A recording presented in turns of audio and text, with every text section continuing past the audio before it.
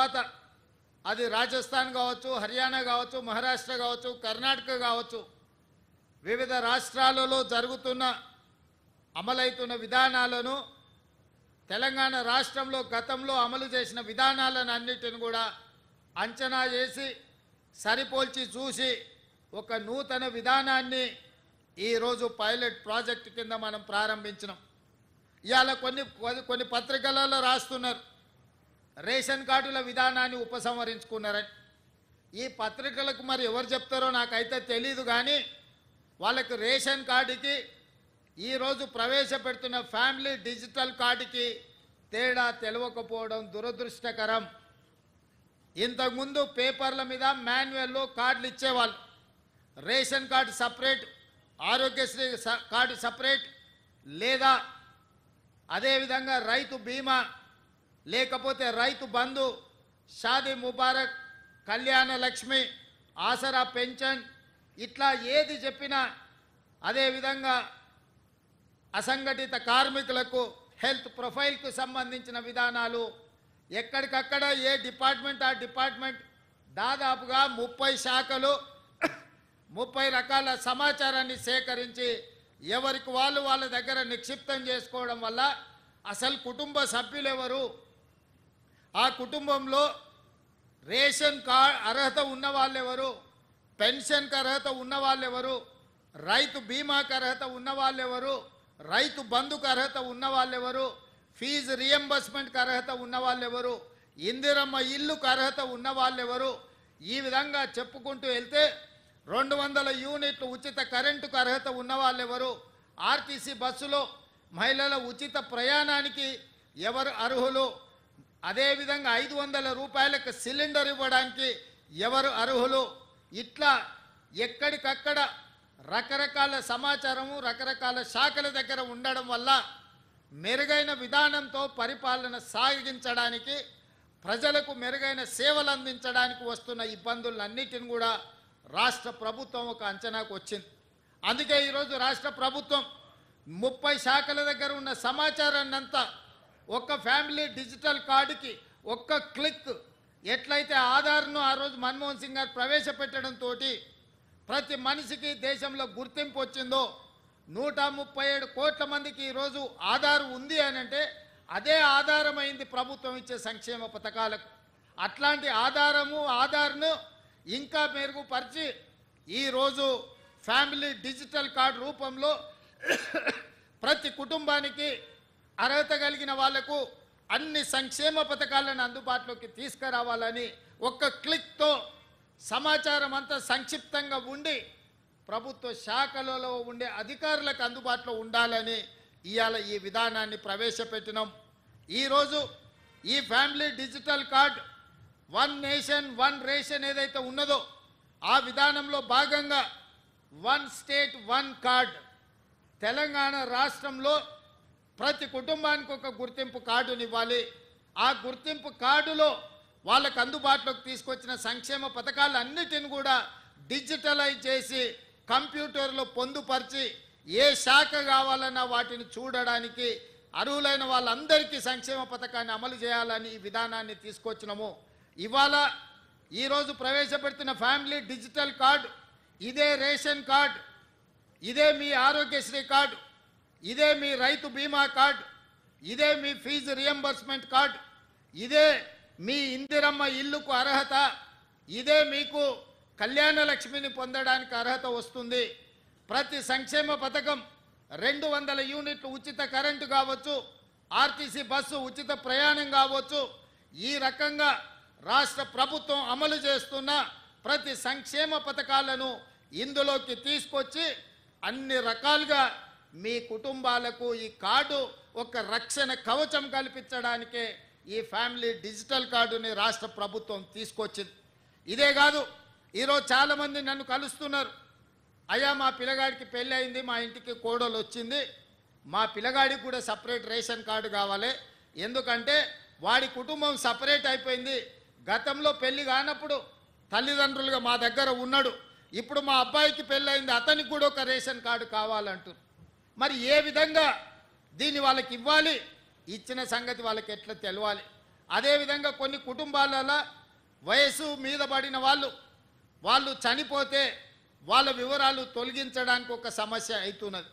అదేవిధంగా succession certificate కుటుంబంలో పెద్ద చచ్చిపోయినప్పుడు చనిపోయిన సర్టిఫికెట్ తీసుకెళ్ళి రెవెన్యూ డిపార్ట్మెంట్కి వెళ్ళి ఆస్తులు విరాసత్ చేసుకోవాలంటే వాళ్ళ పిల్లలకు బదిలీ చేయాలంటే కూడా అదొక పెద్ద ప్రక్రియగా మారి ఈరోజు పేదలకు ఒక ఇబ్బందికరంగా తయారై ప్రభుత్వ ఆఫీసులో చుట్టూ తిరగాల్సిన పరిస్థితి వచ్చింది.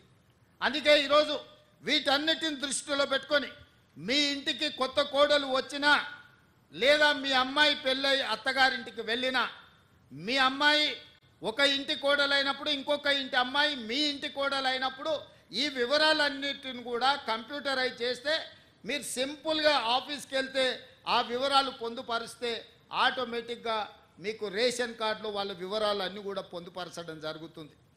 తద్వారా రేషన్ కావాలన్నా ఆరోగ్యశ్రీ కార్డు కావాలన్నా మీ చదువుకునే పిల్లలకు ఫీజు రియంబర్స్మెంట్ రావాలన్నా ఈ కార్డు సంపూర్ణంగా ఉపయోగపడుతుంది.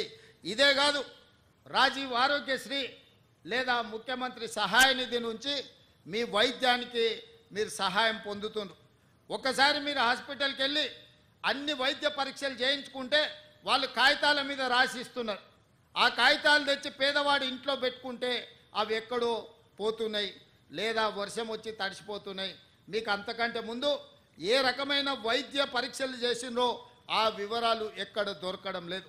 దాంతో మళ్ళీ మీరు హాస్పిటల్కి వెళ్ళినప్పుడు మళ్ళీ మొదటి నుంచి మీకు వైద్య పరీక్షలు చేయాల్సి వస్తుంది. దీంతో మీ ఖర్చుల భారం పెరుగుతుంది. అందుకే ఈరోజు మీకు ఇచ్చే ఈ ఫ్యామిలీ హెల్త్ కార్డులో మీ హెల్త్ డిజిటల్లో మీకు సంబంధించిన వివరాలన్నిటిని కూడా అందులో పొందుపరిస్తే మీరు డాక్టర్ దగ్గరికి వెళ్ళినప్పుడు ఈ కార్డు ఇస్తే మీ గతంలో ఏ వైద్యం అందింది, ఏ మాత్రలు మీరు వాడినరు, ఏ సర్జరీ మీకు జరిగింది, రేపు భవిష్యత్తులో మీకు ఏ రకమైన వైద్యాన్ని అందించాలనేది కూడా ఆ డాక్టర్లకు సులభంగా అర్థమవుతుంది. అందుకే ఈరోజు ఇదే కాదు, చాలామంది గ్రామాలలో రేషన్ కార్డు తీసుకుంటున్నారు, కానీ పని కోసము ఉపాధి కోసం పట్టణాలకు వస్తున్నారు. రేషన్ కార్డు ఏమో ఊర్లో ఉంటుంది, రేషన్ ఊర్లో తీసుకోవాల్సి వస్తుంది.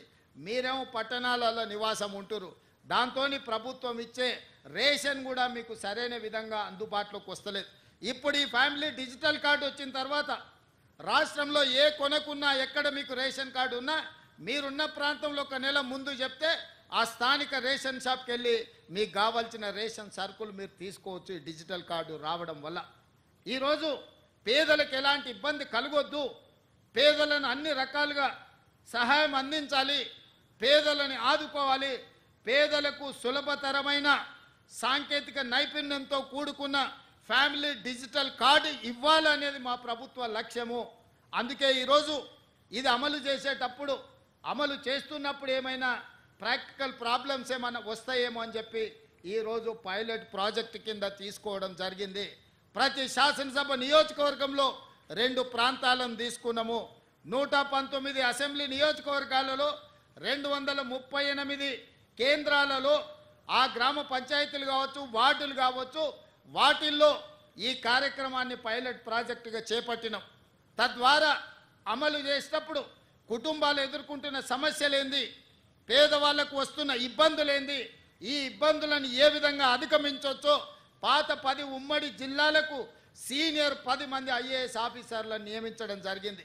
క్షేత్రస్థాయిలో కూడా ప్రతి నియోజకవర్గానికి ఒక ఆర్టీఓ పై స్థాయి అధికారిని వేసి వాళ్ళను ప్రత్యక్షంగా పర్యవేక్షించి ఇంటింటికి వెళ్ళి ఆ కుటుంబ సభ్యులను కలిసి ఆ కుటుంబంలో ఉన్న వాళ్ళు ఎవరు, ఆ కుటుంబానికి కొత్తగా సభ్యులు చేరిన వారెవరు, లేదా ఆ కుటుంబంలో ఎవరైనా మరణించిన వాళ్ళను తొలగించడమే కాకుండా కుటుంబంలో కొత్తగా చేరిన వాళ్ళ వివరాలను కూడా పొందుపరచమని చెప్పినాం. కొన్నిసార్లు పట్టణాలలో రెంటెడ్ హౌస్లో ఉంటాం, మనం కొంతకాలమైనాక ఆ ఇల్లు ఖాళీ చేసిపోతాం. అక్కడ మన కార్డు ఉంటుంది, మనం మారిన దగ్గర తీసుకుందామంటే మనకి ఇబ్బందికరమైన పరిస్థితి. పట్టణాలలో ఇది బస్తీలలో చాలా ఎక్కువ ఎదుర్కొంటున్న సమస్య. అందుకే మీరు మారినప్పుడు ప్రభుత్వ కార్యాలయానికి వెళ్ళి మా అడ్రస్ మారిందంటే డిజిటల్ కార్డులో అడ్రస్ మారుస్తే ఆటోమేటిక్గా మీరు చేరిన దగ్గర మీకు కావాల్సిన రేషన్ కానీ లేకపోతే 200 యూనిట్ల ఉచిత కరెంటు లాంటివి మీరు వీటన్నిటిని కూడా వినియోగించుకోవచ్చు. అందుకోసమే ఈరోజు మాన్యువల్ విధానాన్ని మార్చి సాంకేతిక నైపుణ్యాన్ని ఆర్టిఫిషియల్ ఇంటెలిజెన్స్ను ఉపయోగించి ప్రతి అర్హత కలిగిన పేదవాడికి సంక్షేమ పథకాలను అందుబాటులోకి తీసుకురావడమే కాకుండా ప్రతి మనిషికి ఒక గుర్తింపు నెంబర్ ఇచ్చి తద్వారా మనిషికి అర్హత కలిగిన పథకాలన్నిటిని కూడా అమలు చేయాలన్న విధానమే ఈరోజు కాంగ్రెస్ పార్టీ విధానము. అందుకే ఈ కుటుంబానికి ముఖ్యంగా కాంగ్రెస్ పార్టీకి మహిళలకు ఇచ్చే ప్రాధాన్యత మీకు తెలుసు. ఆనాడు ఇందిరమ్మ కావచ్చు, నేడు సోనియమ్మ కావచ్చు, కాంగ్రెస్ పార్టీ పెద్దలుగా మహిళలు ఉన్నప్పుడే సంక్షేమ పథకాలు అమలు చేసినాం. అందుకే ఈరోజు ఈ ఫ్యామిలీ డిజిటల్ కార్డులో కుటుంబ పెద్దగా మహిళలనే ముందు పెట్టినము. మహిళ చేతిలో కుటుంబ పెత్తనం ఉన్నప్పుడే ఆ కుటుంబం బాగుపడుతుంది, ఆ కుటుంబానికి వచ్చిన సంక్షేమ పథకాలు అమలు జరుగుతాయని విశ్వసించి ఈరోజు కుటుంబ పెద్దగా ఆ కుటుంబంలో ఉన్న పెద్ద మహిళను కుటుంబ పెద్దగా ఈరోజు పొందుపరచినము. మహిళలకు మేము ఇస్తున్న ప్రాధాన్యత ఆర్టీసీ బస్సులో ఉచిత రవాణా సౌకర్యమే కాదు, ఈరోజు ఇండ్ల పట్టాలు ఇవ్వాలన్నా మహిళల పేర్ల మీదనే ఇస్తున్నాం. ఇందిరమ్మ ఇండ్లు ఇవ్వాలన్నా మహిళల పేరు మీదనే ఇస్తున్నాం. ఇవాళ ఈ ఫ్యామిలీ డిజిటల్ కార్డు కూడా మహిళనే కుటుంబ పెద్దగా పెట్టి మీ వివరాలన్నిటిని కూడా నమోదు చేస్తున్నాం. కాబట్టి ఈరోజు ఈ విధానాన్ని ప్రతి ఒక్కరూ ఉపయోగించుకోవాలి. ప్రతి వాళ్ళు ఈ సిస్టంలోకి వచ్చి మీరు నమోదు చేయించుకుంటే మీకు ఫ్యామిలీ డిజిటల్ కార్డు వస్తుంది. ఈ అమలు చేసే క్రమంలో ప్రతిపక్షాలకు కూడా నా సూచన, ఏది పడితే అది వాగుడు